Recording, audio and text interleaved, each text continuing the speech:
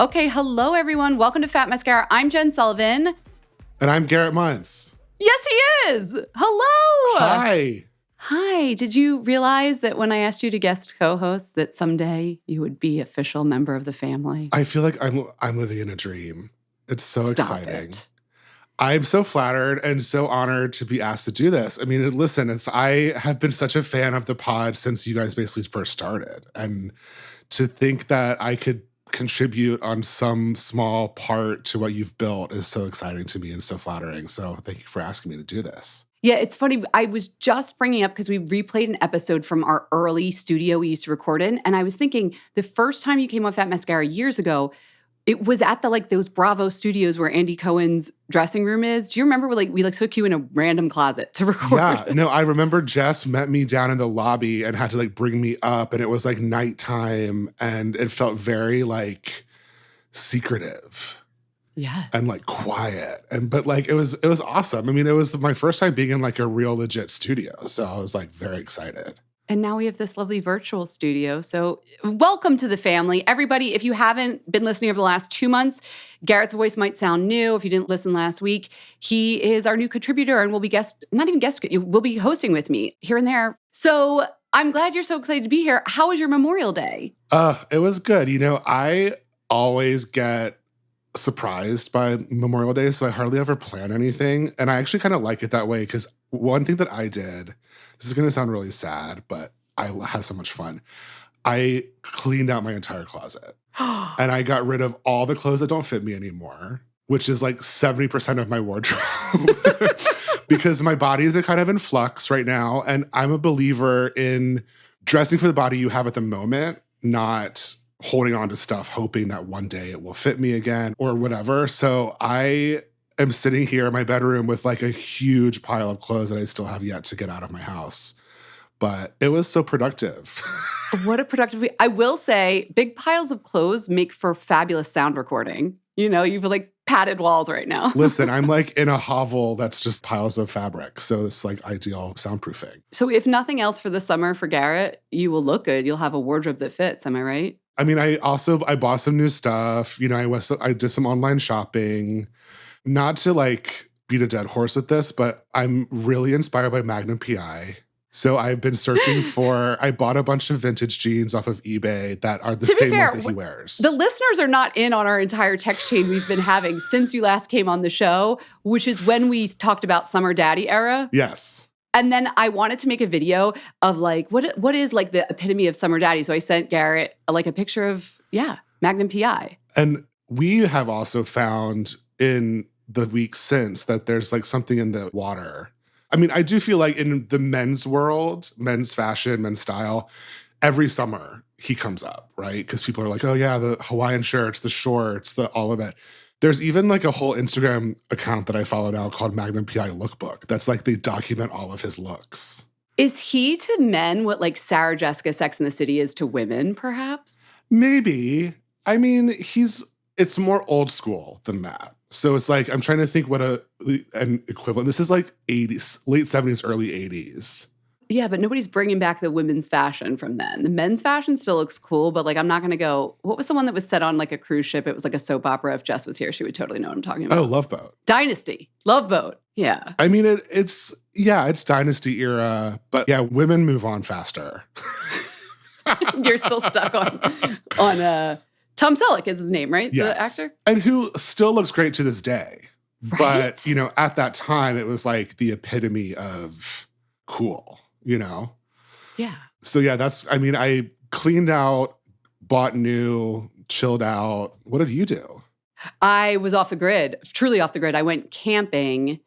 In fact, this is going to come up later when we raise a wand. So I went on a boat, on a lake. I built a tent. I cooked over a fire. You know me, I'm an outdoorsy, roughneck kind of girl. Wow, I'm impressed. It was fun. I'm going to count on you, I feel this summer. I was thinking, what does Garrett bring to the show? What are your beats going to be? And I'm sure at each week you'll see what you're into. So far, you're on the Magnum PI beat. So we've got that covered. Beauty-wise.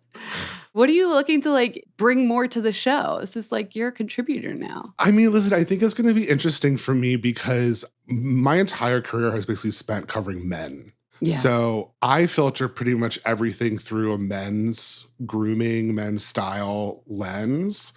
And obviously we know that like most of all of this is all unisex, right? So like, you know, it's more about how you talk about it and who you're talking to, but all of the topics are the same.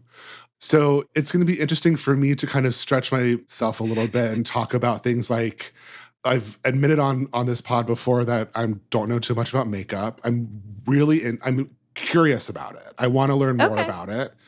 So just hearing about that kind of stuff from you will be really interesting. I am very much into things like skincare, fragrance, wellness, medical aesthetics, all of that kind of stuff. I just got PRP in my scalp yesterday and I can still feel the bumps. It's wild. So you did it for hair growth, I imagine. Yeah. And that is platelet-rich plasma. And they microneedle and then rub your own plasma in there? No, they draw blood and then they spin out the plasma. And I learned yesterday that there's platelet-poor plasma and platelet-rich plasma. So they take out the platelet-poor plasma, only use the platelet-rich plasma. They actually just inject it. Because I was doing more of a spot like little treatment. Injection bumps. Yeah, it's kind of like when like you get Botox and you get those little mosquito bites. Yeah. I thought they were going to go way faster. I mean, it's still a little tender. I mean, frankly. Was this your first time getting this done? On my scalp, yes. And who did this? Who did this to you, Garrett? So I went to this place called Great Many that I think it officially opens on Saturday here in New York. And it's basically the heyday of hair growth. Heyday being the fast facial, lasers, it's like the accessible clinic. Kind of unisex, facial, simple. It's actually started by one of the co-founders of Heyday. So it's that concept. Oh. Wait, say the name again. Great Many. Okay. And it's great. I mean, they basically it's like they were explaining to me, the concept is like the same. It's like you go in, it's really simple. It looks very millennial friendly. It's like very chill. Flavored seltzer on ice waiting for you, that kind of stuff. But then it's really, because it is an area, Michael, who's one of the co-founders who also co-founded Heyday, I've known him for years since he was there.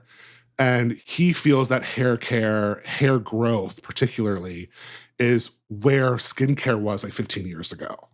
He's like, everyone wants it, but it's still a little bit of a taboo topic. Not too many people know too much about it besides like Rogaine. So he's like, we're not only just doing prevention, but we're doing like 360 treatment plans, basically everything up to hair transplant. Oh, so if you got in there early, maybe you're going to get on some finasteride. Maybe they'll teach you about minoxidil. Maybe you'll just do supplements. Maybe they're also coming out with their own product line with like scalp serums and things like that.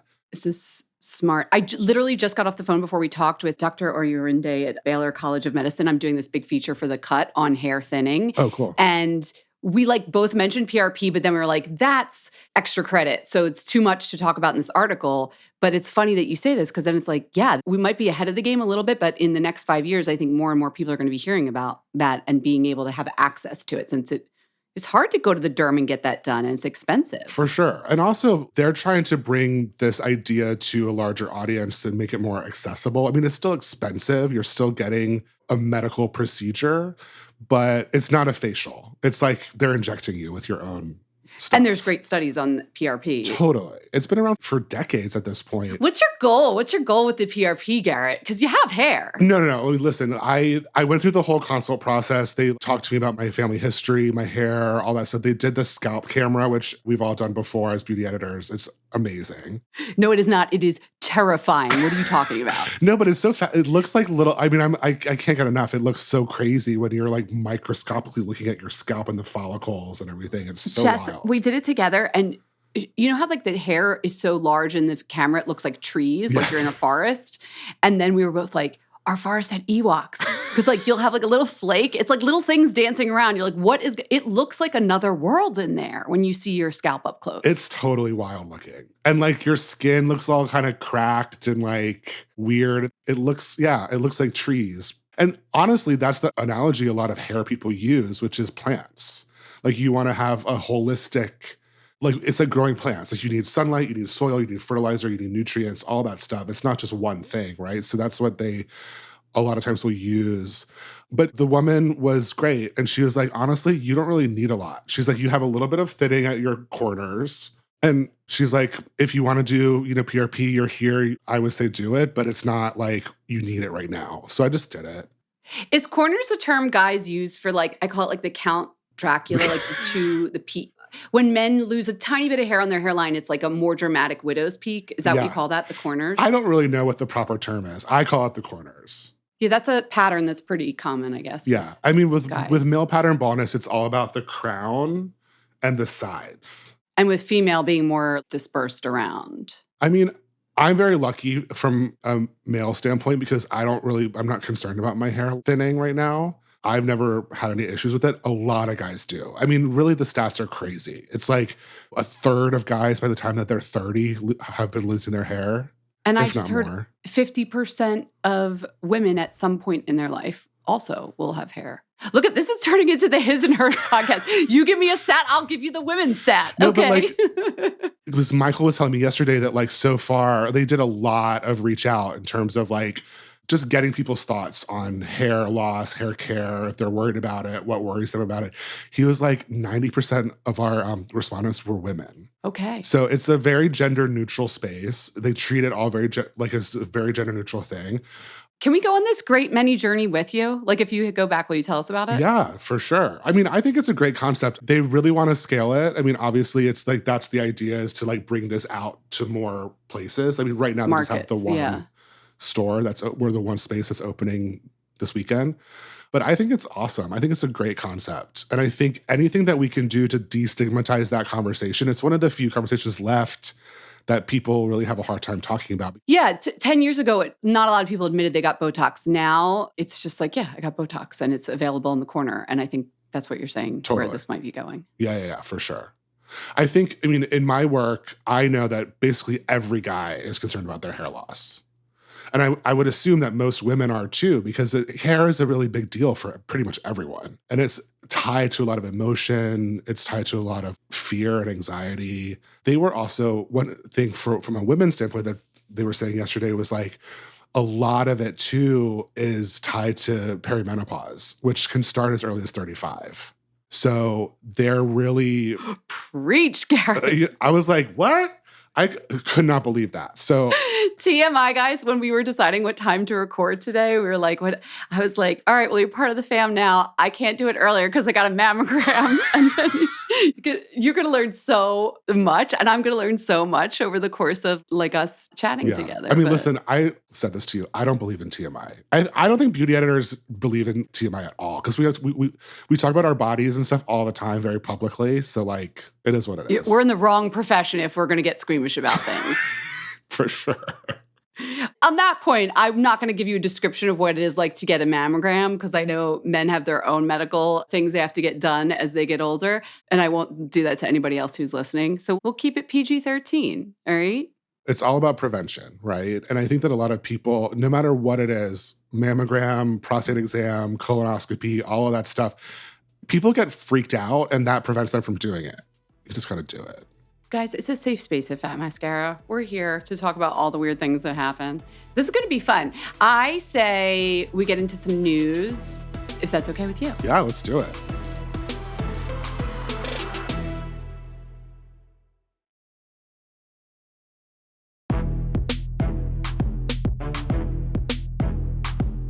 Okay, you know when things happen as you're doing your beauty reporting all week long and like a couple things all line up that they're similar and it's just in the zeitgeist?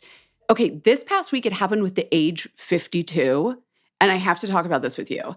First, you know Val Monroe, right? Do I? Oh, maybe not. She writes a Substack newsletter called How Not to Fuck Up Your Face. I do know her. I met her recently virtually because we were in a focus group together.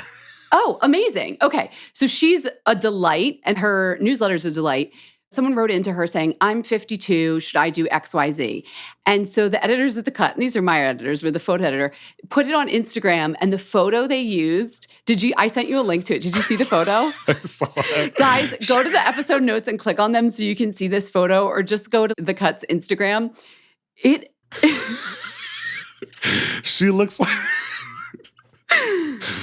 the poor woman. First of all, how old would you say the woman in the photo is that illustrated this story? At least 70. At least 70. She looks older than my mother. I want to say 75.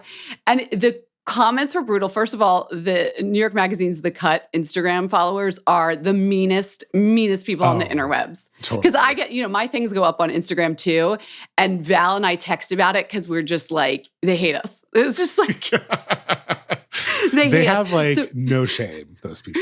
No shame. And often there's a grain of truth to what they're saying. And in this case, there absolutely was. People were like, oh, this is what happens when you let the 20-year-old intern pick the stock photo. They're trying to illustrate a 52-year-old woman, and she looks ancient. Like, I think that's old. J-Lo's older than that. Like, oh yeah, J-Lo's like 50-something. Yeah, I mean, I'm going to be 50 soon.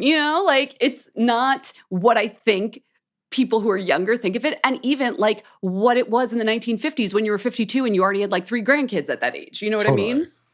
It's like, look at the Golden Girls. They're supposed to be like 55. Wait. Also, I love your knowledge of 80s TV is so deep. They were supposed to be 55? Yeah. When it starts, they're like in their mid-50s. I mean, towards the end, they're like 60s, like early 60s. Which is like, they're not even retired. You're not in this day and age. No, they're all still working. But they look, I mean, it's like and all the jokes are like how old they are. Yeah. Well, I think that's what this felt like. So it came up with the number 52. And then I was looking on Self's website, which I don't visit a lot, but they had this great video series. And they cast a bunch of real people who were 52 to just like talk about what they had done. I think it was a self-selecting group that like of New Yorkers, because almost all of them had like, I had a little Botox, but then I wasn't sure. Do you think they seemed like average 52-year-olds to you? Yeah. I mean, they did. I mean, the range of how they looked was pretty real to me. But they looked good. They all looked great. I'm just saying that some of them you could tell had done a little bit more than others. But like, yeah, I was surprised too that pretty much all of them had gotten Botox. Maybe there was 1 or 2 that hadn't. Yeah. The reason I thought this was so interesting and I want people to look at it is because I think we don't get to see quote unquote normal 52-year-olds in mass media anymore, because any celebrity you see who's 52 and like, celebrities' ages, they've all had so much done that you don't get to know how a normal person ages anymore. And that's what this kind of all put into context for me, which is, oh yeah, we can't yell at the intern that found the stock photo because it's hard to know anymore how old people are. Totally. I mean, I think that applies to all ages. Yeah. I mean, especially 50s, because 50s is like kind of that weird decade where like people don't really talk about being in their 50s very much. It's like, oh, I just turned 40. It's a huge milestone. And now we're like, oh, 40 is the new 30, like whatever. But then a lot of, like, you're right, in the media, a lot of the coverage is like, can you believe how great she looks for 50? And it's like, okay, yeah, it's J-Lo. She looks great.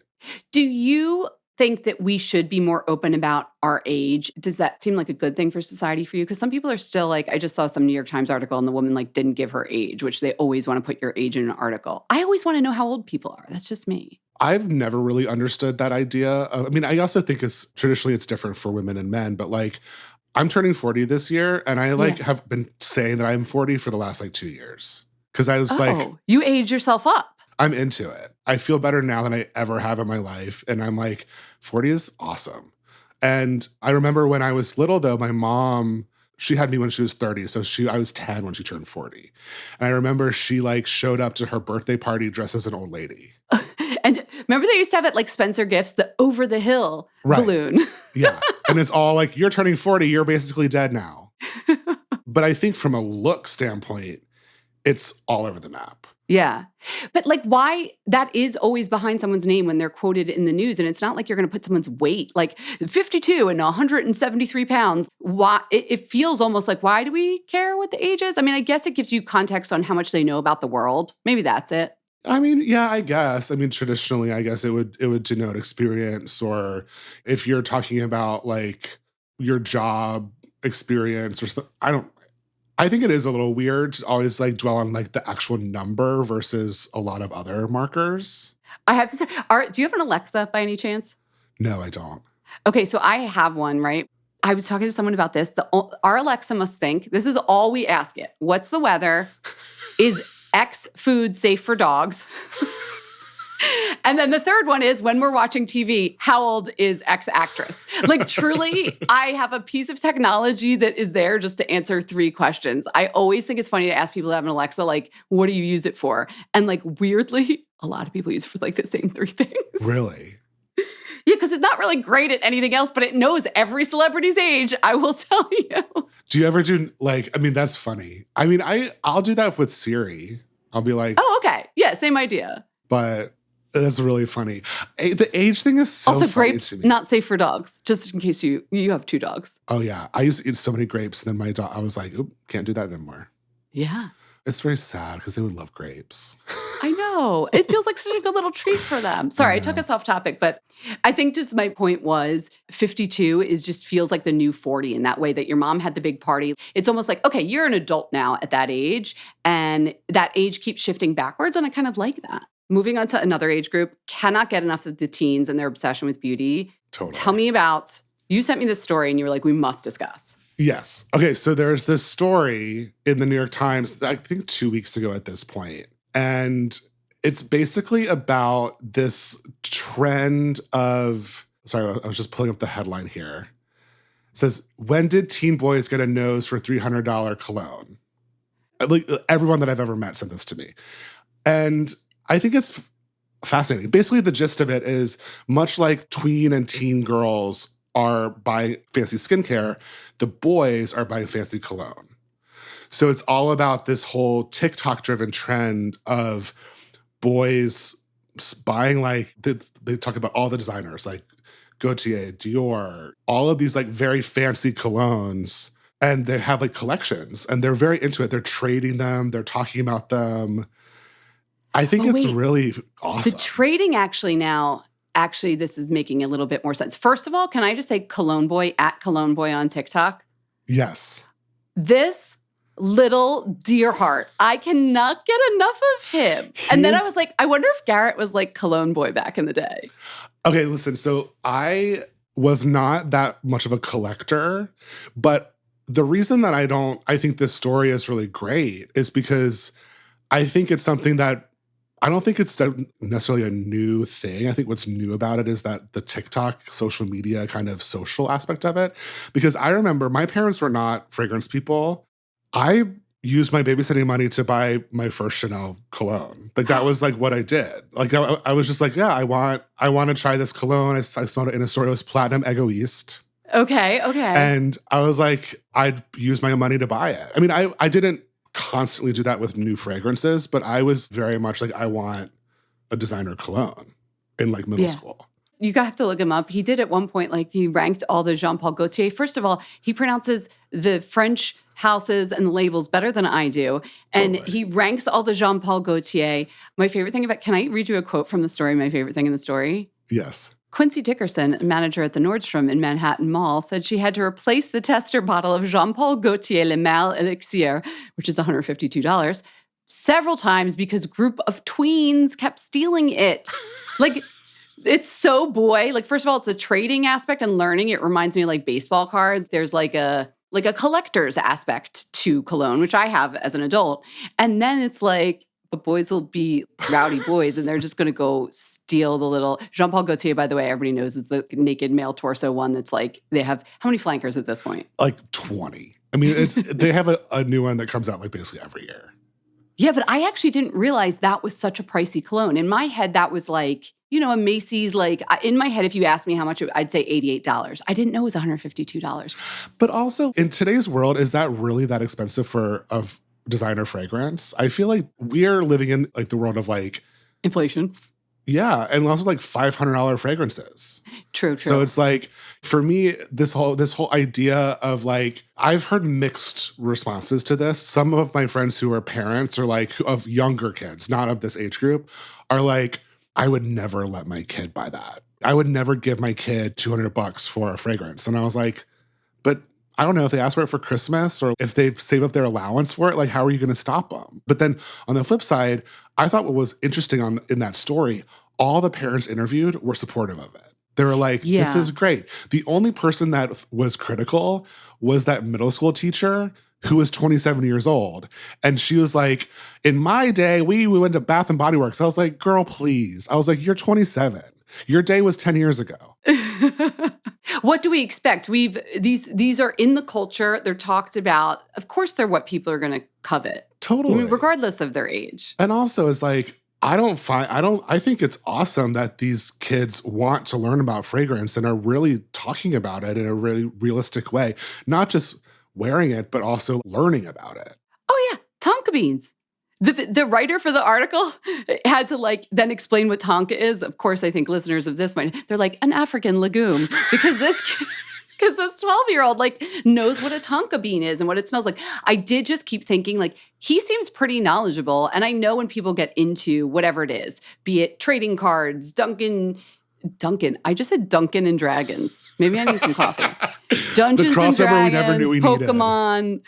You learn everything about it, but I wonder if the perfumers behind some of these Jean Paul Gaultier scents watch at Cologne Boy and these other little kids talking and are just like, this is what my art has come to.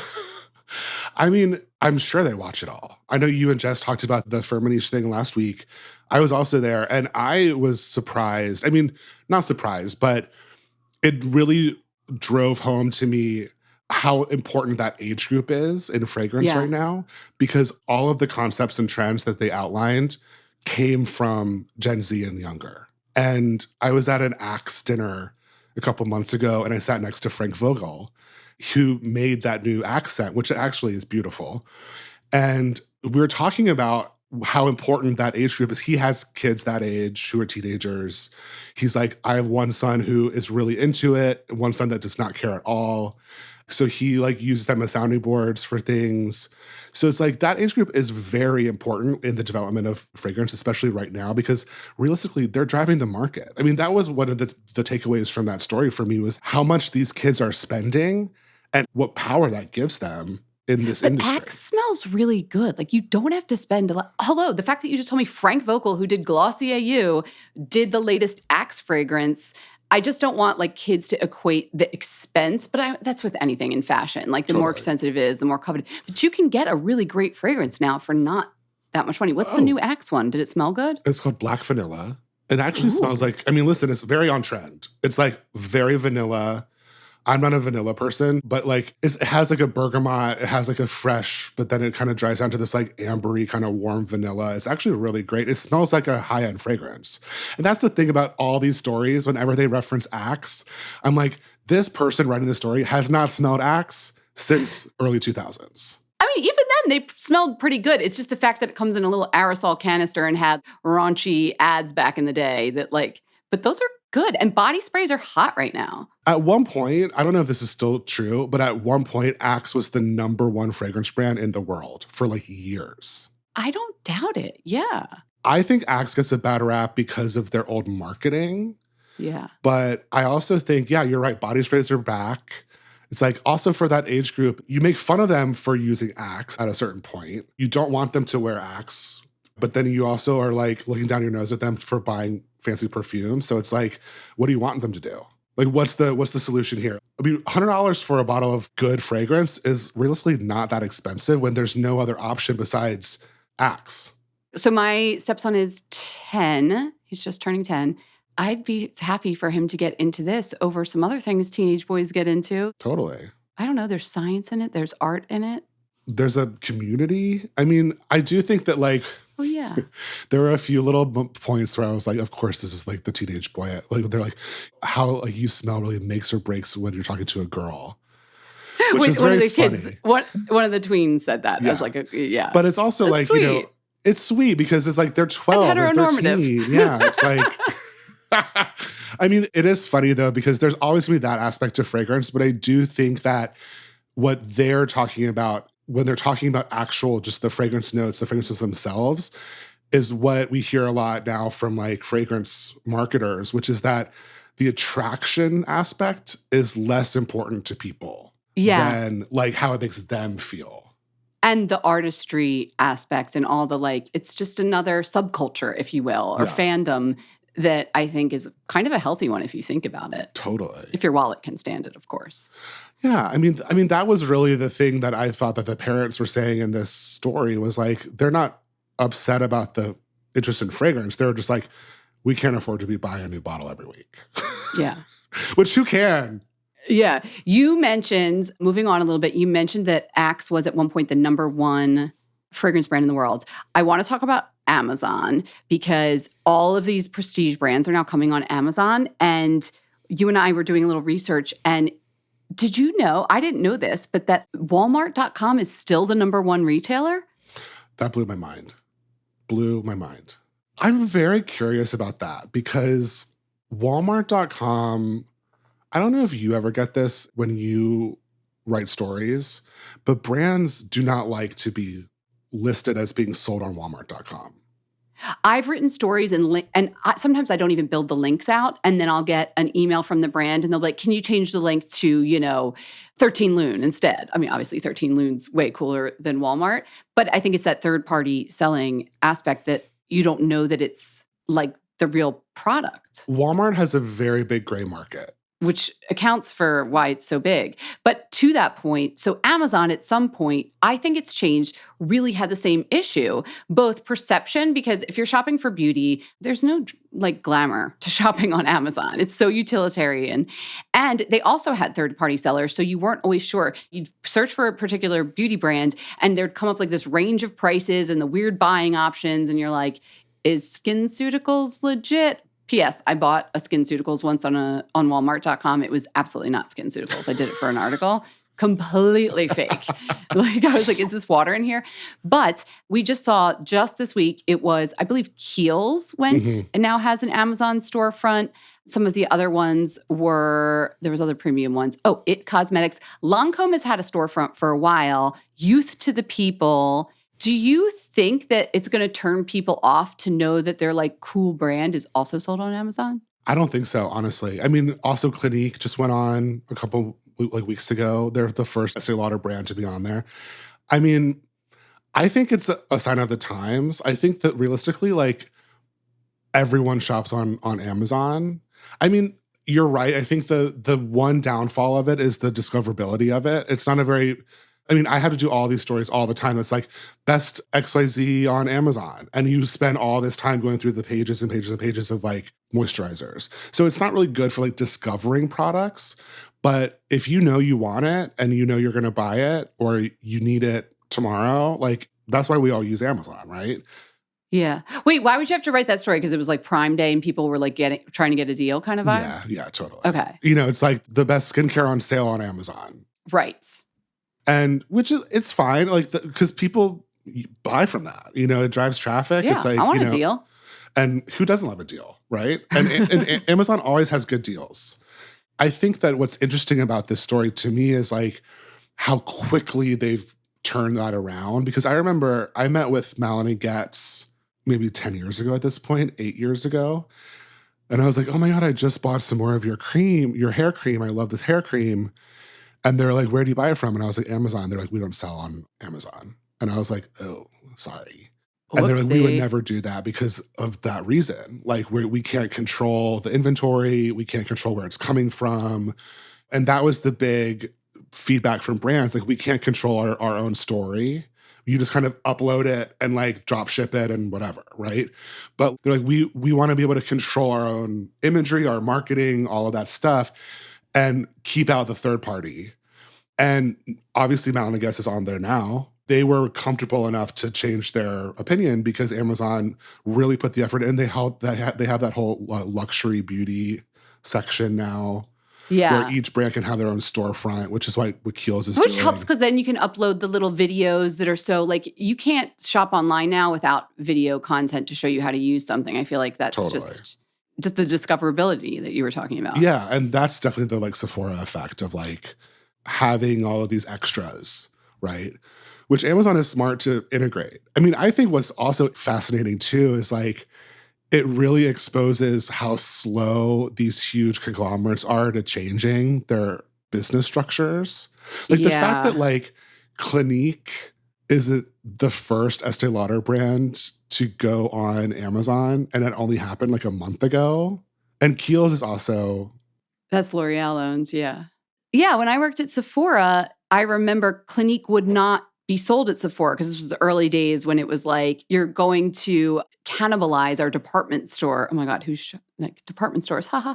But yeah, I guess that Amazon was like, oh, it's going to take away. And they realize now, no, it's just another way to get to people. Right. I mean, they need the dollars. All of those like companies were so held to the department store model, which sadly is not as important as it was. I still love a department store, but you can't put all of your eggs in that basket anymore. Yeah.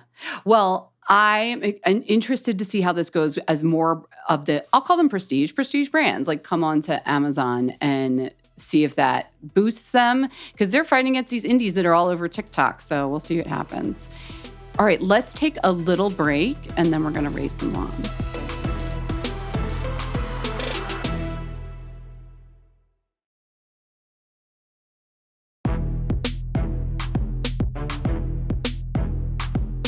Okay, it is time to raise a wand. I had this come in from a listener. So I feel like I want to like expand raise a wand to just also you can ask us questions and just give general feedback. And I like to play that because I think it's fun. Our listener Paige called in and I was like, this is so perfect for Garrett's first official episode. So let's listen to Paige. Hi, Jess and Jen. This is Paige from LA and I have a beauty question for you both. So I've got my husband to start doing a little bit of skincare, but he can do like one product after washing his face. He's like down with that. He will wash his face twice a day. He'll put something on. He'll do sunblock in the morning. But, you know, at night I got him this cream that's kind of like a all-in-one-ish, sort of has some moisture in it and a little bit of retinol in it. And it's from some random online direct-to-consumer brand called Geology. I don't really know if it's any good, but, you know, he's using it. And, you know, he's going to run out. It was like a sample thing. I saw it on like Instagram years ago and got like some free stuff for like cost of shipping or whatever. It's very like guy branded. It's gray. Not that that's important to him at all. But anyway, my question is, I'm looking for a new product for him. He's going to run out of this one. I don't necessarily want to get this one. I don't even think it's like really a moisturizer. It just has moisture in it. But is there any like all-in-one product that has actives in it for at night? You know, something with a retinoid would be great, but has moisture in it. So he doesn't have to do two things, right? So just like one thing for my husband after he washes his face at night that has actives. Because, you know, we're in our 30s and we want to keep looking fresh. So yeah, thank you. You guys are the best. I love your show.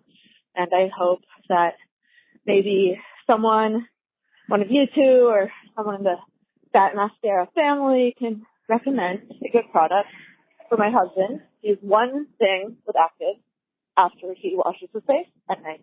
Thank you. Bye. Okay, Paige, I love you. I love that you're bringing your husband into the fold. Paige is really doing the Lord's work. For both herself and her husband. Thank you, Paige. Thank you, Paige. I looked up the product that I actually texted her back to make sure I got it right. The product that she had gotten for her husband was Geology's 0.01% retinol night cream. But I love this concept of the all-in-oneer. Because I don't think it's I don't think it's just guys. I think there's plenty of people who are like, just put it all in one thing. Totally. You know what I mean? Yeah. I mean, who wants to do it like a 5-stepper these days? I mean, it was fun sometimes when you're in the mood, but like most nights you're just like, I want to get to the bed already. Totally. So first, I want to put it out to the other Fat Mascara listeners. If they have advice for Paige, call us 646-481-8182, or you can email us info@fatmascara.com. You can send like a little voicemail with a product you suggest.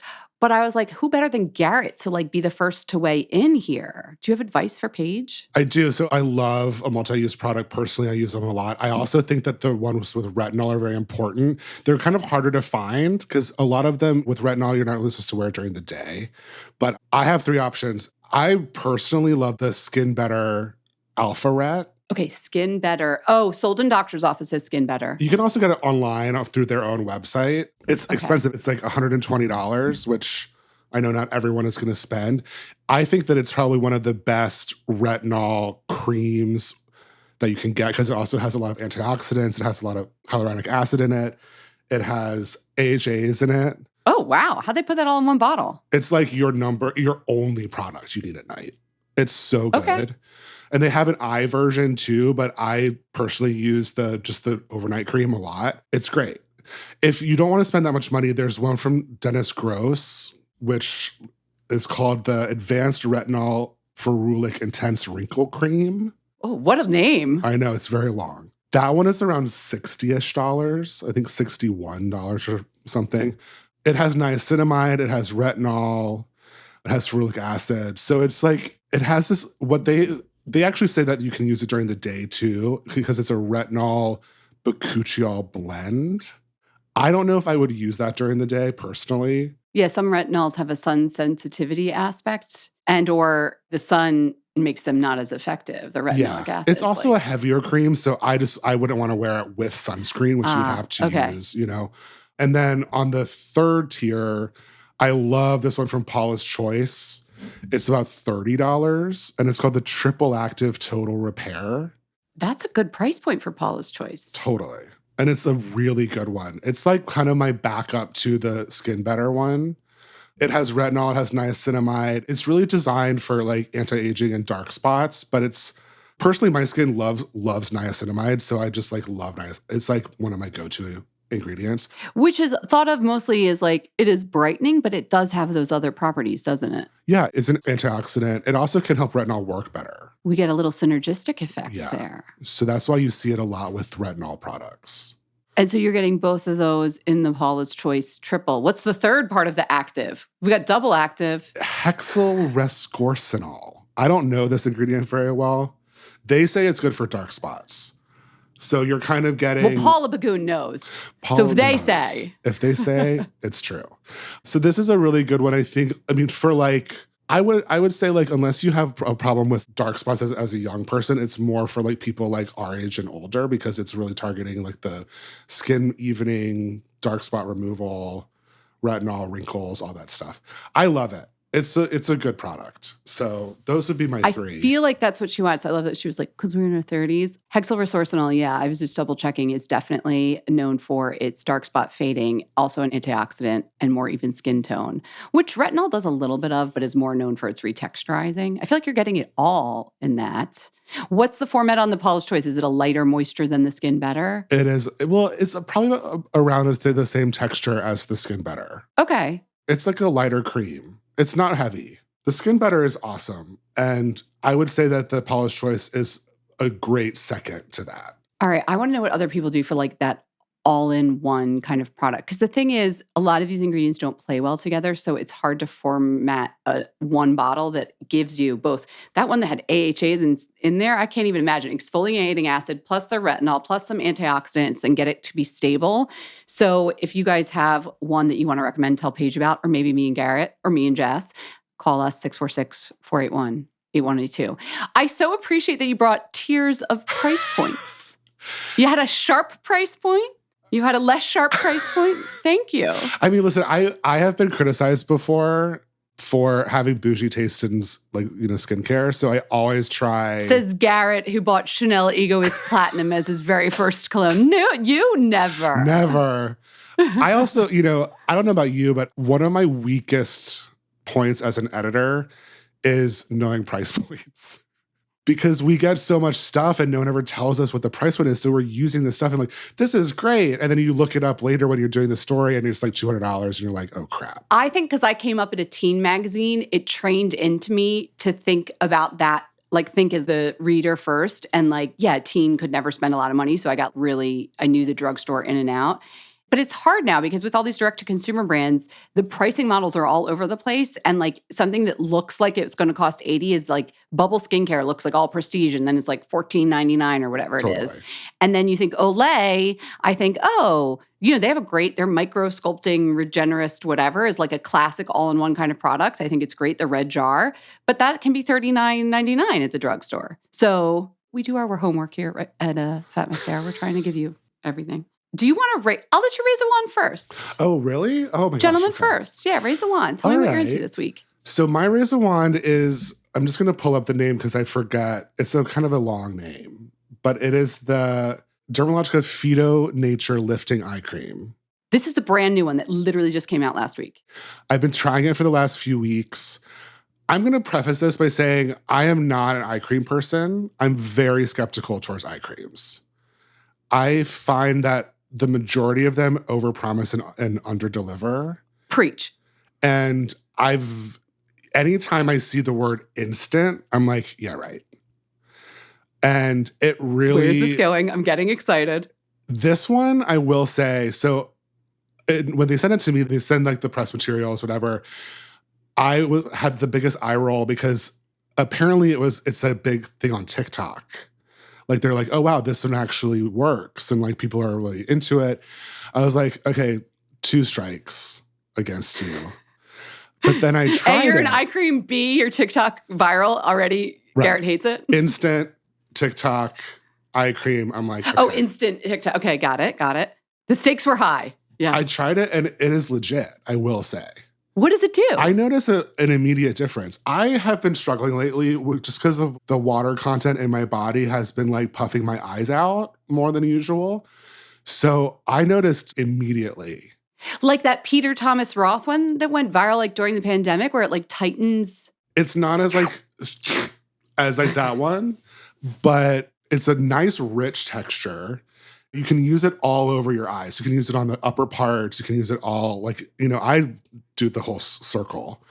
And it really truly has a visual difference, which for me, I'm like, I don't always need a visual difference, but if you're going to tell me it gives you one, it better give you one. And it did. It did. I think I saw someone, maybe it was a press release or whatever, they called it a blef in a bottle, meaning a blepharoplasty, which is an eye lift. And I was like, okay. I mean, that's a little extreme. I'm not going to... It's not akin to surgery. Right.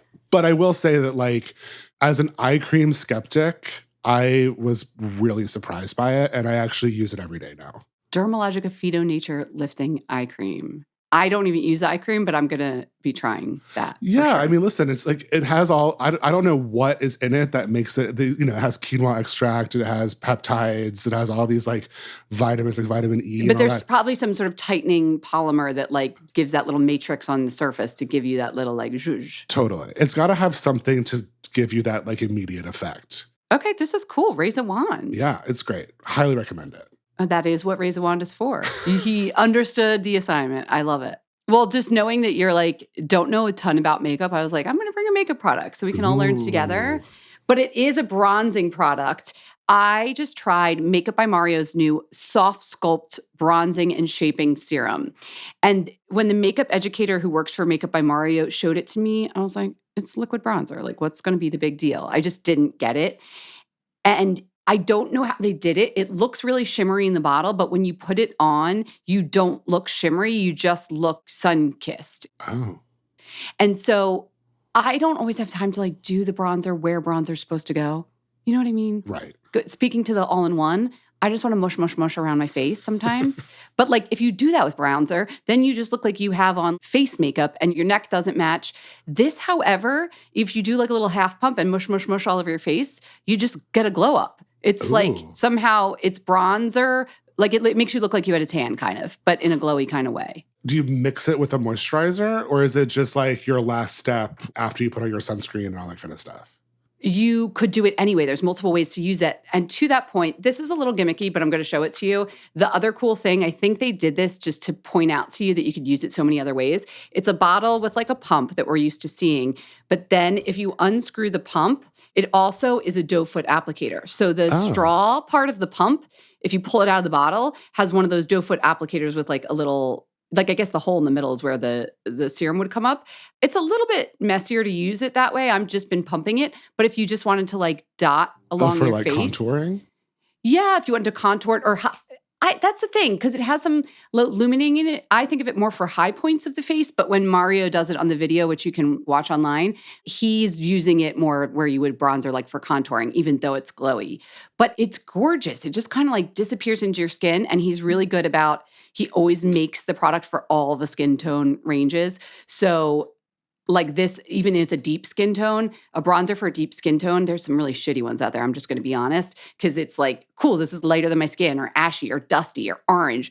The deeper tones are really pretty and have that almost olivey, like natural deep brown, not fake deep brown, if that makes sense. So how many colors are there? I think there's 6 or 7, but wow. I was using, so I'm raising my wand to the light medium, and that's the light medium. Makeup by Mario Soft Sculpts. It does look shimmery in the bottle.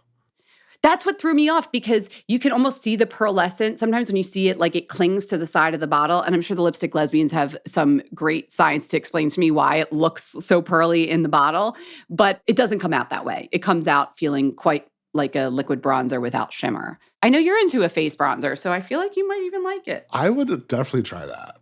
I mean, anything easy. Yeah. I feel like this is the theme of the episode, is like multi-use. Keep it easy. Yeah. It's summer. We don't have time to, we're outside. We want to be doing things. I mean, one of us is camping. What? Which one? Have you been listening? Pop quiz at the end. Which Fat Mascara host went camping? And which one organized their closet? It's not what you think. I will say, little known fact, I'm an Eagle Scout. And so I have camped enough for my lifetime. Did you bring your Ego East Platinum when you went? I should have. I mean, that's kind of like, can you imagine all the bugs with your like Chanel? They would love it. You're bougie. You had to do. You're high-low like me. This is good. A beautiful relationship is starting. I'm so glad everybody's along for the ride with us. Get your beauty sleep, everyone. Come back on Friday. Garrett will be back in 2 weeks, I think. We're working out our schedule still, but you'll be hearing more from him. Garrett, thanks for coming on the show. Thank you, guys. This is great. We hope you enjoyed the show. It's your reviews and feedback that help us make the podcast even better. Head over to iTunes to rate and review us, or email your thoughts to info@fatmascara.com. We also want to answer your beauty questions and hear what products you love. To share a Raise the Wand product review or to ask a beauty question, email us at info@fatmascara. If you send it as a voice memo file, we can even share your voice on the podcast. You can also do that by leaving us a voice message. Our phone number in the United States is 646-481-8182. Thanks so much for listening.